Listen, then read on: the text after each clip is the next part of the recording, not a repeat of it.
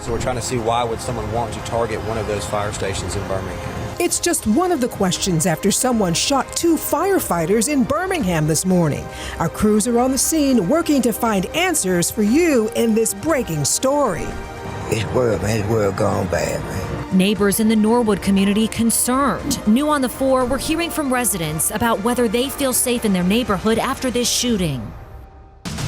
Live and on your side, WBRC Fox 6 News starts with breaking news. That breaking news, a search underway right now for whoever shot 2 firefighters inside fire station number 9 in Birmingham's Norwood community.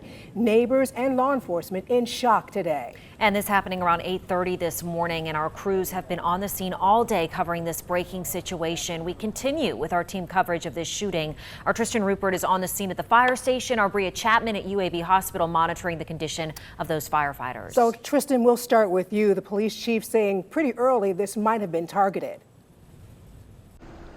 That's right, Sarah. He said today at that morning press conference they feel this could be a targeted attack. However, the why is still something we're waiting to find out more information on. Why would somebody drive or seek somebody out at their place of work, and then once they're found, why would they pull a weapon and fire several times? Chief Thurman says the firefighters changed shifts just prior to 8 a.m. and that the bay door was open so crews could do their routine morning checks on both the equipment and the fire engine.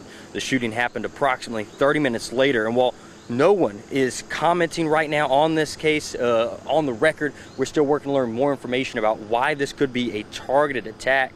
Still, Chief Scott Thurman stressed the police are working to learn if there was some kind of personal connection between the firefighters and the shooters. That's one of the issues we're looking at when we say, is there a connection? What is that connection if there is one? We just don't know at this point in time. Is it professional? Is it personal? None of the above. Those are some things we're trying to work through and determine, because that'll help us in our investigation as we move forward.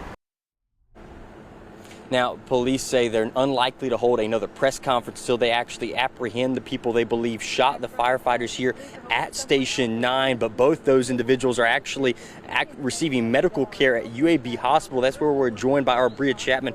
Bria, you were able to speak with some of the loved ones of these firefighters. What have you learned so far? Yeah, that's right, Tristan. I actually talked to an uncle of one of the victims who just told me recently that they are still working to try to pull his nephew through. Now, the firefighters have still been coming to UAB for hours now, continuing to show their support. And that uncle did tell me that his nephew recently graduated from the fire academy, and we saw several of those new recruits here from that class headed into the emergency room. Now, the uncle says he'd only been with the department for about a year now, and we do know, like Tristan mentioned, that both of those firefighters are in serious condition, and the police are still looking for a suspect. Now, we do know both bays were open at the station, and I spoke with the chief with Centerpoint Fire, who says that does make it harder to keep the public away, but they try to do their best to keep their station safe. Safety of our personnel is the most important thing for us. So some of the things we do is we have public areas that they can access to come in for assistance, but it's also secured off to the other parts of the station where employee or restricted areas basically prevent just anyone from just walking in.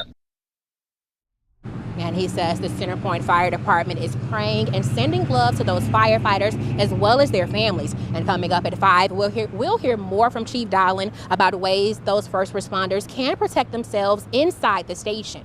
Reporting live, I'm Bria Chapman, WBRC Fox 6 News on your side. And new video on the 4, WBRC has obtained doorbell camera footage which recorded gunshots near where the 2 Birmingham firefighters were shot this morning. A viewer sending us this video, you can hear multiple shots fired in the area. Here's a look.